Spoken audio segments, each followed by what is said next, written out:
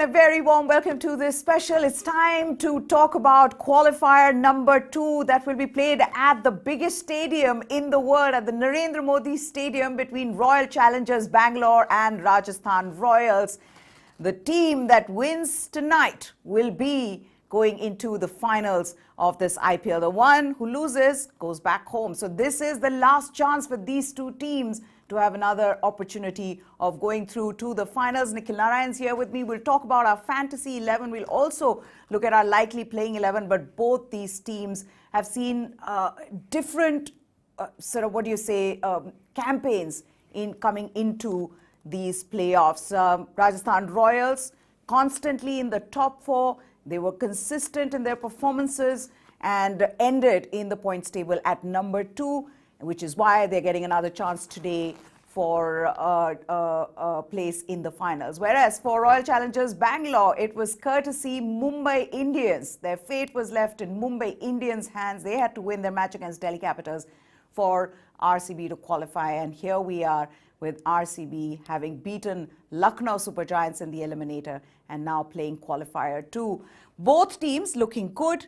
But somehow, Nikhil, the buzz and what you're seeing now with RCB just almost feel like stars are slowly aligning for them to make it to the finals and possibly win the finals. I mean, I don't believe in astrology, but the stars are surely aligning for the RCB. Tim David was an ex-RCB player planted in Mumbai Indians. Dinesh Karthik not being, reviewed, and then he won them the match. A lot of things happening for RCB. The way they've entered the playoffs, no one expected them to at the halfway stage. Mumbai Indians did them a favor. And now it just seems they are the team with the momentum. They have won 4 out of the last 5 matches. Even the centurion from last match for Royal Challengers Bangalore, Rajat Patidar, was dropped twice. It's a different thing that he postponed his wedding, came in place of Lavneet Sisodia. But in the match that they were playing against Lucknow Super Giants, he was dropped twice. Dinesh Karthik was dropped once. And you somehow just feel like things are, things are just going in Royal Challengers' favor. But there's one person who is still struggling, and that is Virat Kohli. One good innings from him. But last time as well, I think if you just go back to that match, he would have been the weak link there, having taken up some 25 deliveries to score 25 runs. Absolutely. After Faf got out early, more was expected from Virat Kohli. But Virat Kohli, again, I mean, now it's beginning to seem that innings of 73, Meha, was more of an aberration. It was not the beginning of something spectacular. I think it will take time for... I don't think we'll see that one spectacular innings which will transform his career again. I think it will take time gradually to build and get back that confidence to see that Kohli again if it happens ever. Correct. Let's take a look at now the likely playing 11 for the two teams before we get to our fantasy 11. Let's start with Royal Challengers Bangalore. We were talking about Virat Kohli. Will he, and he has a big match temperament, it's just that it's gone missing somewhere in the last couple of years. But look at that, Faf du Plessis, the captain for Royal Challengers Bangalore to do well. We said that even in the last game, the top 3 need to fire. In this case, Rajat Patidar is just coming good at the right time. And you know what, Nikhil? In all the matches where Rajat Patidar, where your openers have got out for cheap runs, Rajat Patidar has come and scored. Royal Challengers Bangalore have won that game. So that's the difference that he's making. Dinesh Karthik looked good in the last game as well. And then, of course, their bowling is exceptional, which we saw. I mean, last game, again, they were expensive. But hey, if your batsmen are doing the job, if your batsmen are scoring 200 runs, then, there is not much that the bowlers need to do on that pitch. They still needed to win it, but still, at the end of the day, it is a good bowling lineup as well. Absolutely. See, the strength is the bowling lineup. Undoubtedly, they'll have their off days, but Hasaranga, second highest wicket taker, Harshal and Hazelwood, both above 15 wickets. Strength is the bowling unit. But a word on Patidar. That innings, Meha, was a freak innings. It will not happen again in his career. If it happens again in his career, he'll walk into the Indian team. It cannot happen. I'll tell you why it can't happen. Statistically, he was only the 5th batsman ever in the playoffs of IPL matches, 15 editions, to score 100 in a knockout match. Only 5th in 15 15 editions. Also, there are very few examples, Meha, of batsmen scoring back-to-back hundreds or even back-to-back high-impact performances, Correct. big tournament final. Arvind De Silva, 96 World Cup. Tendulkar in the Commonwealth back series. There are very few such examples. I can't recall more than 2 or 3 examples. It doesn't happen because these are big pressure matches. So, Rajat Patidar, yes, Big Three failed. He produced his innings. I won't be surprised if he gets out for a single-digit score today. But see, that's the difference with you predicting numbers and Exactly. what's happening Yeah, sure. in the middle, because things can change and players are different. They're in a different zone in every match that they play. But yes, you're right. When you look at Rajat Patidar and how he's performed in the tournament, how he's performed even earlier on, you don't see him doing that well again. Okay, now let's take a look at the Rajasthan Royals likely playing 11. Again, Sanju Samson led from the front, got the start again, has been very good with the strike rate, because I was just seeing in 15 matches, he's striking at 150 and has looked good, 421 runs. You expect him, especially how good he was looking in the last match, you expect him to begin in a similar way. But Joss Butler, the good thing is that he looked like he was back in form. He is back in form after the string of low scores, 4 matches he had failed. So Butler remains important. But a word on Sanju. Sanju, the very interesting thing about him, what makes it special, is that he doesn't waste deliveries when he comes out to bat.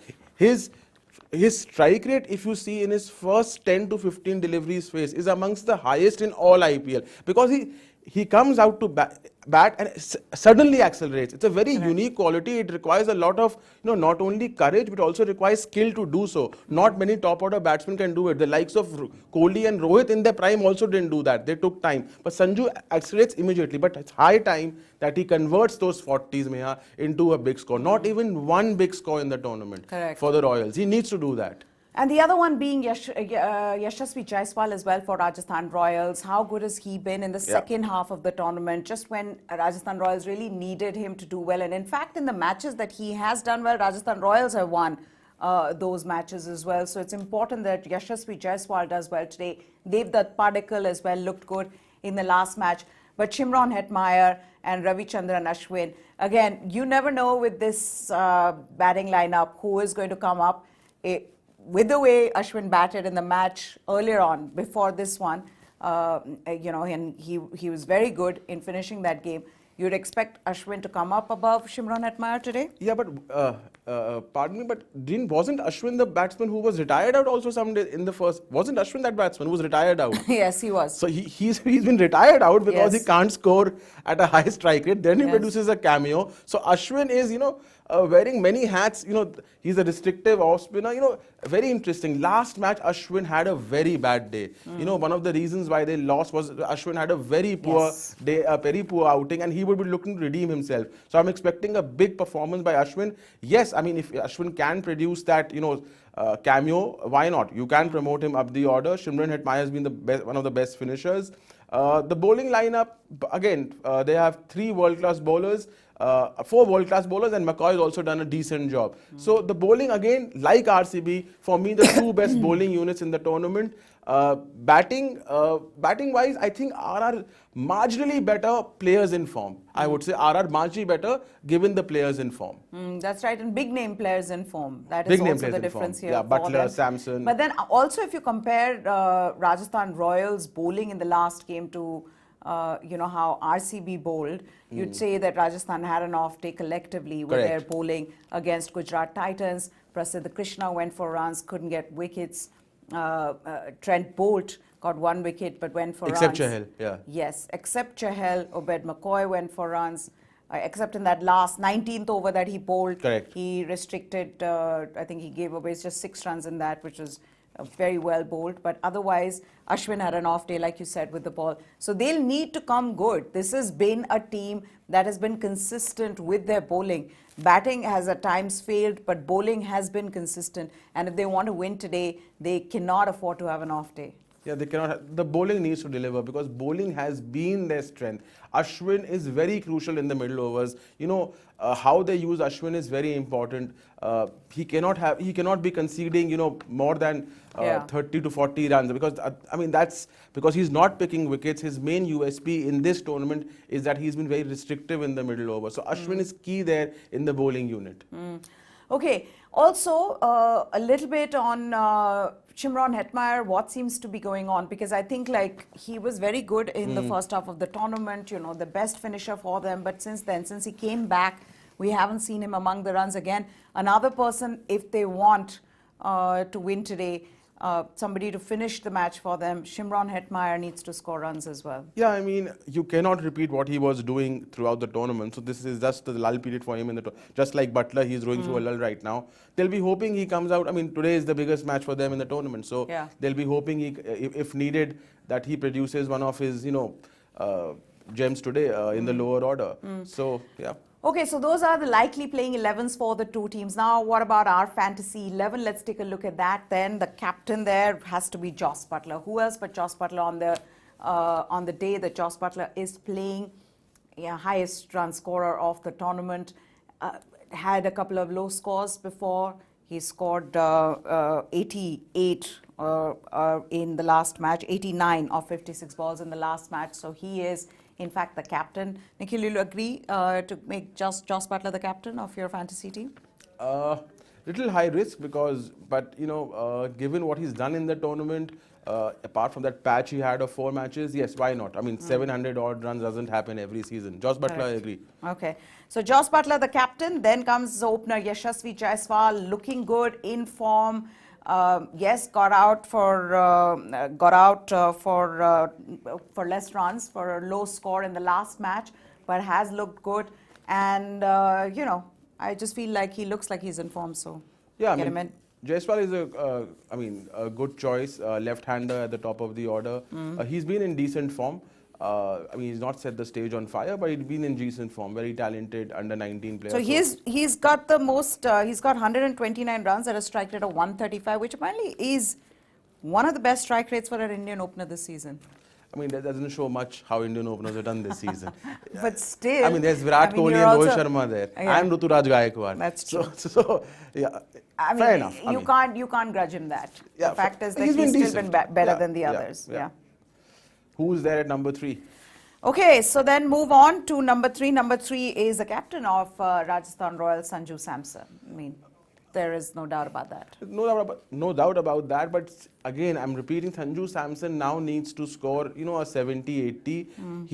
I think his highest score in the tournament is in the 50s. I don't think he's crossed 55 or 56 in the tournament, which is surprising because in every tournament he used to produce that 70 to 80 knock at least once or twice in the first half. He hasn't done that this season. So Sanju Samson, while striking is exceptional, he's hitting the ball brilliantly, as we saw in the last match, but he needs to convert. Okay, then from Sanju Samson, we move on to Virat Kohli in the team. Also, only because it's Virat Kohli and in a big match situation, you expect, like you said, the probability of a completely unknown player to come out and score well in playoffs is very rare. Yeah. It's low. So why not go with the tried and tested? He's done it. He can do it again.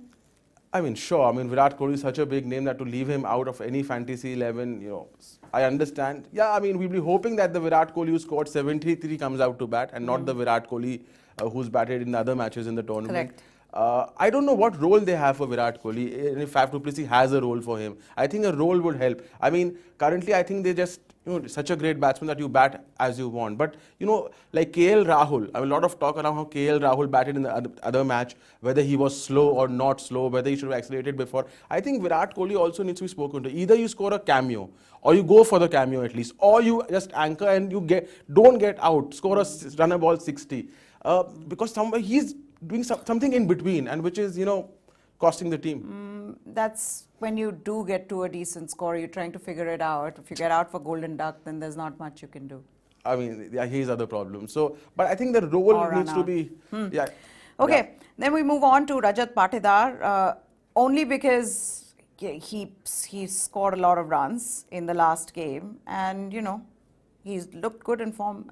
And that would have given him a lot of confidence. So yeah, he's there in my team. I think he'll score again. He may not score 100, of course, but I feel pick. like he'll get off to a good start. Okay, so I'll put Faf du Plessis there, since you don't have that in your team. Okay. I'll Faf put du Faf, Plessis just for more you. consistent But in a that's big fine. match, more That's pressure. Okay. totally fine.